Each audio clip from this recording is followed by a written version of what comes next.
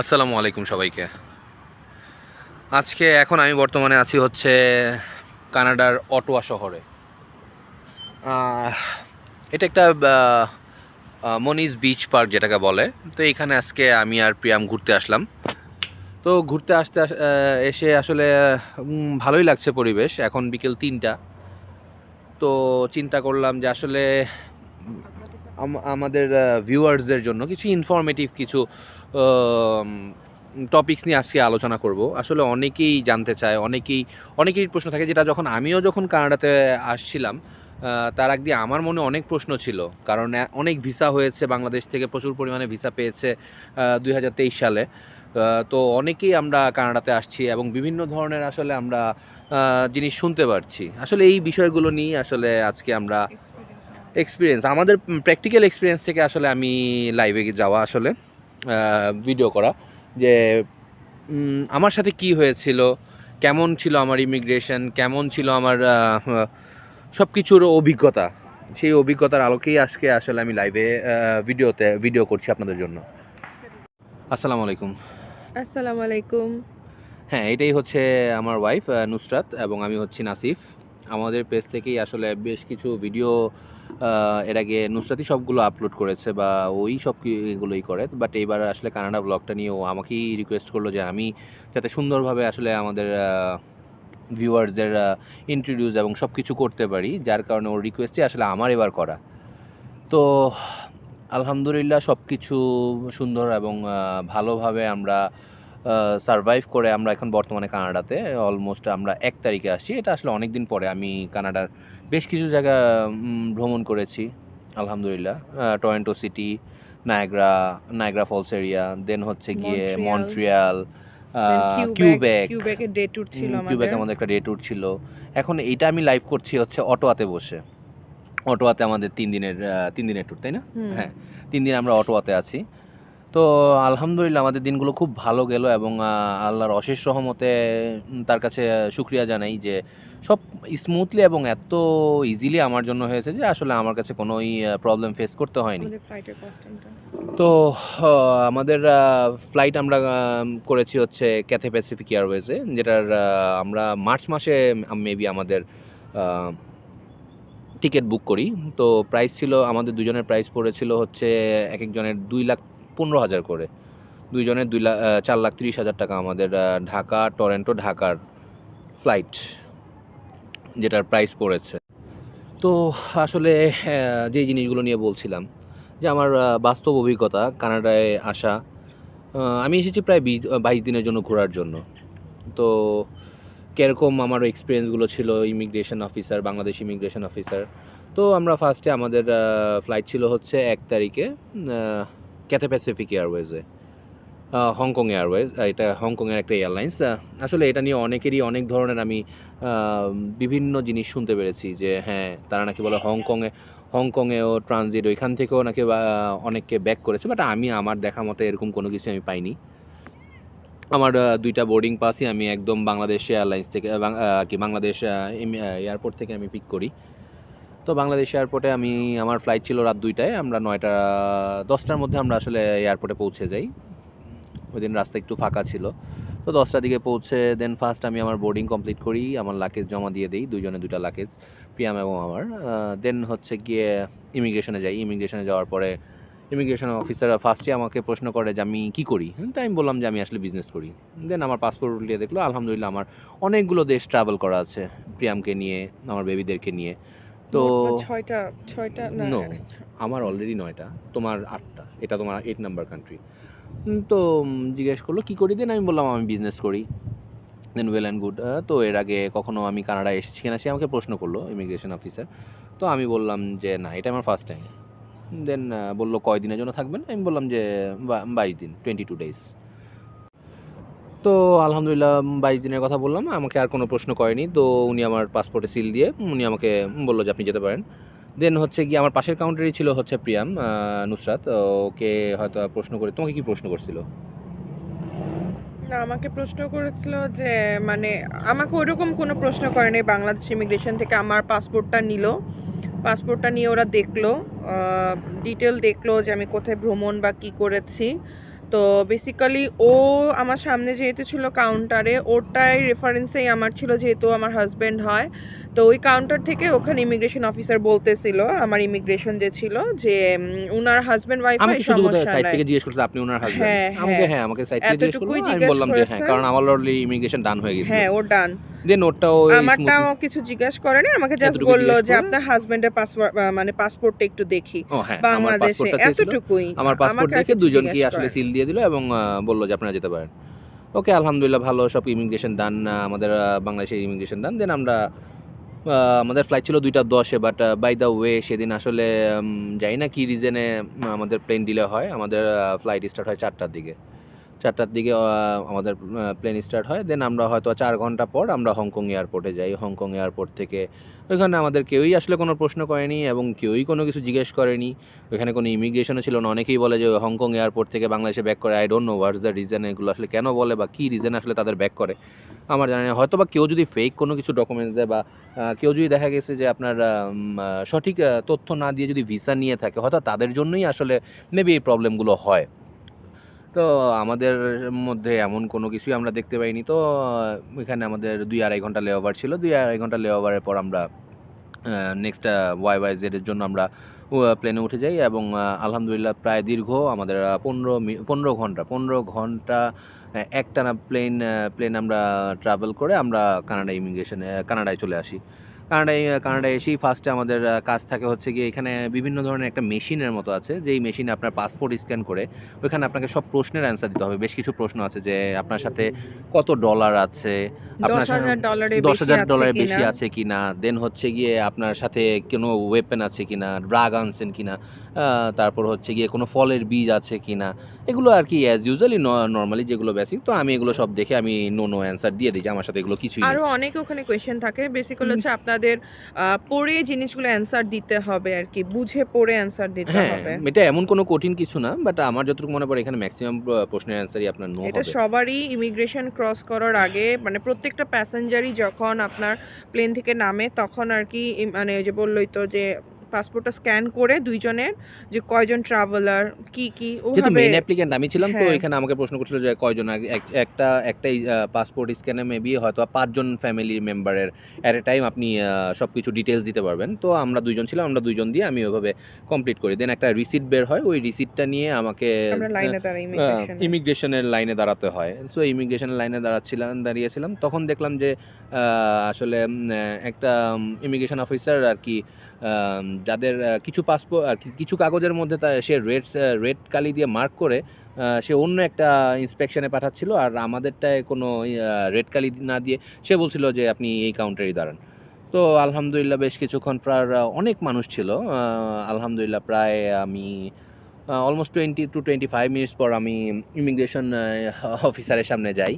তো আমার সামনে একটা বাঙালি ছিল।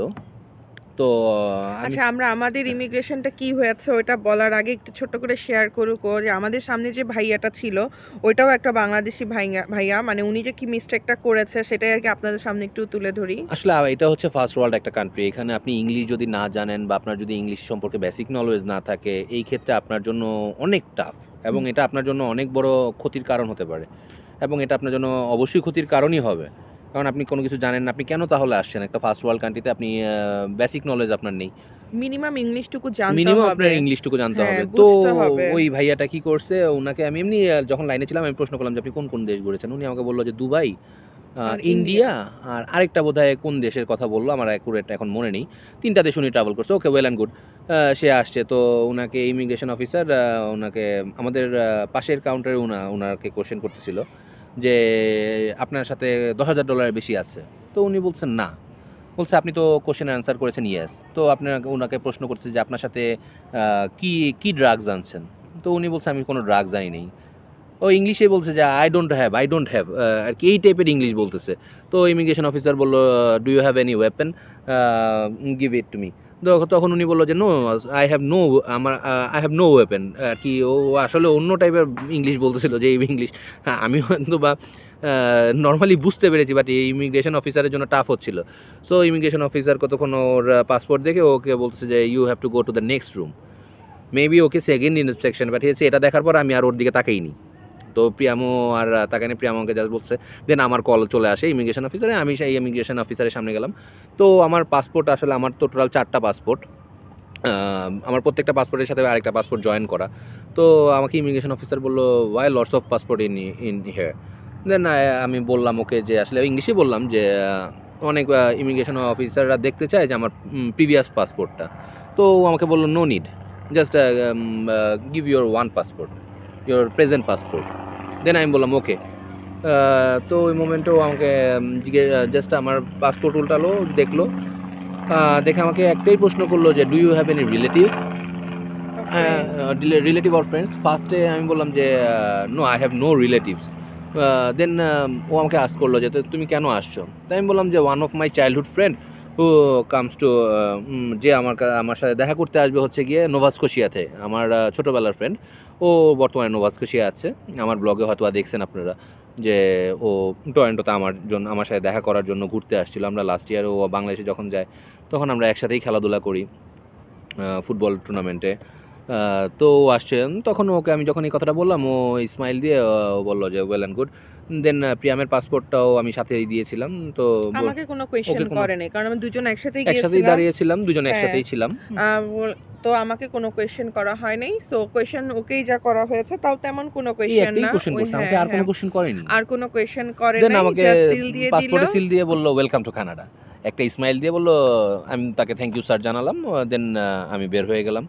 এই তো আমার ইমিগ্রেশন এবং আমার টোটাল আর কি কানাডা আসার এটা এমন কোনো কঠিন কিছু না, বাট আমার যতটুকু মনে পড়ে এখানে ম্যাক্সিমাম প্রশ্নের অ্যান্সারই আপনার নো এটা হবে। সবারই ইমিগ্রেশন ক্রস করার আগে, মানে প্রত্যেকটা প্যাসেঞ্জারই যখন আপনার প্লেন থেকে নামে তখন আর কি মানে ওই যে বললোই তো যে পাসপোর্টটা স্ক্যান করে দুইজনের যে কয়জন ট্রাভেলার কি যেহেতু ওভাবে। মেইন অ্যাপ্লিকেন্ট আমি ছিলাম, তো হ্যাঁ। এখানে আমাকে প্রশ্ন করছিল যে কয়জন একটাই পাসপোর্ট স্ক্যানে মেবি হয়তো 5জন ফ্যামিলি মেম্বারের অ্যাট এ টাইম আপনি সব কিছু ডিটেলস দিতে পারবেন। তো আমরা দুইজন ছিলাম, আমরা দুইজন দিয়ে আমি ওইভাবে কমপ্লিট করি। দেন একটা রিসিট বের হয়, ওই রিসিটটা নিয়ে আমাকে আমরা লাইনে দাঁড়াই ইমিগ্রেশনের লাইনে দাঁড়াতে হয়। সো ইমিগ্রেশনের লাইনে দাঁড়িয়েছিলাম, তখন দেখলাম যে আসলে একটা ইমিগ্রেশন অফিসার আর কি যাদের কিছু পাসপোর্ট আর কিছু কাগজের মধ্যে সে রেড কালি দিয়ে মার্ক করে সে অন্য একটা ইন্সপেকশনে পাঠাচ্ছিল, আর আমাদেরটায় কোনো রেড কালি না দিয়ে সে বলছিল যে আপনি এই কাউন্টারেই দাঁড়ান।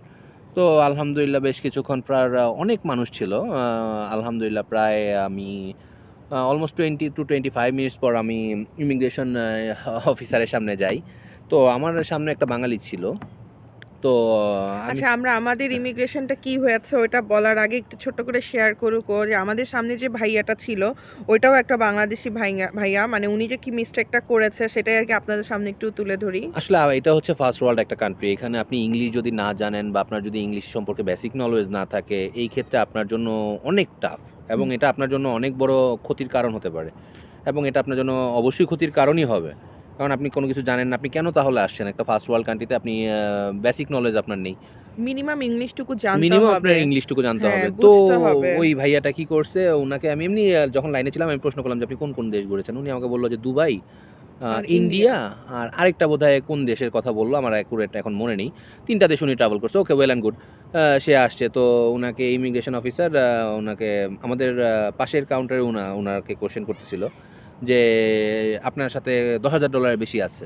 তো উনি বলছেন না, বলছে আপনি তো কোশ্চেনের অ্যান্সার করেছেন ইয়েস। তো ওনাকে প্রশ্ন করছে যে আপনার সাথে কি কি ড্রাগস আনছেন।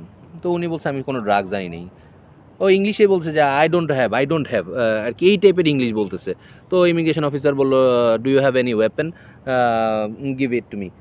তখন উনি বললো যে no, I have no weapon আর কি। ও আসলে অন্য টাইপের ইংলিশ বলতেছিল, যে এই ইংলিশ আমি হয়তো বা নর্মালি বুঝতে পেরেছি, বাট এই ইমিগ্রেশন অফিসারের জন্য টাফ হচ্ছিল।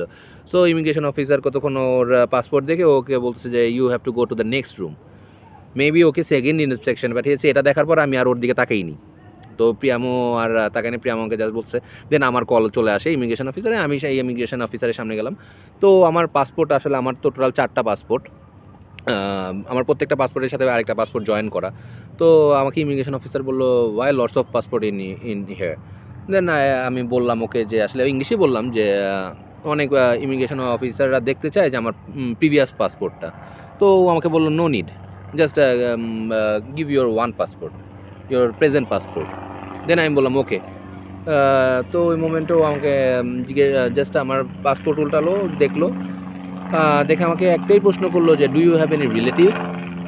ওকে। Relative or friends? ফার্স্টে আমি বললাম যে, "no, I have no relatives."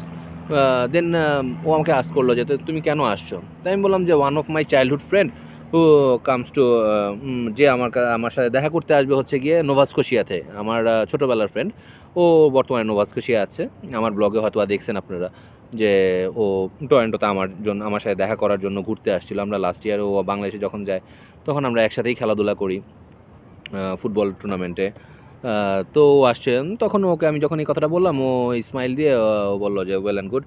দেন প্রিয়ামের পাসপোর্টটাও আমি সাথেই দিয়েছিলাম। তো আমাকে কোনো কোয়েশ্চেন ওকে কোনো করে নাই। কারণ আমরা দুজন একসাথেই একসাথেই গিয়েছিলাম। দাঁড়িয়েছিলাম, দুজনে হ্যাঁ। একসাথেই ছিলাম। আ বল তো আমাকে কোনো কোয়েশ্চেন করা হয় নাই। সো কোয়েশ্চেন ওকেই যা করা হয়েছে তাও তেমন কোনো এই কোয়েশ্চেন একটাই না। কোয়েশ্চেন ওই করছে, আমাকে হ্যাঁ, আর কোনো হ্যাঁ। কোয়েশ্চেন করেনি। আর কোনো কোয়েশ্চেন করে দেন নাই। আমাকে জাস্ট সিল দিয়ে দিল। পাসপোর্টে সিল দিয়ে বলল, "ওয়েলকাম টু কানাডা।" একটা স্মাইল দিয়ে বলল, আমি তাকে থ্যাংক ইউ স্যার জানালাম। দেন আমি বের হয়ে গেলাম।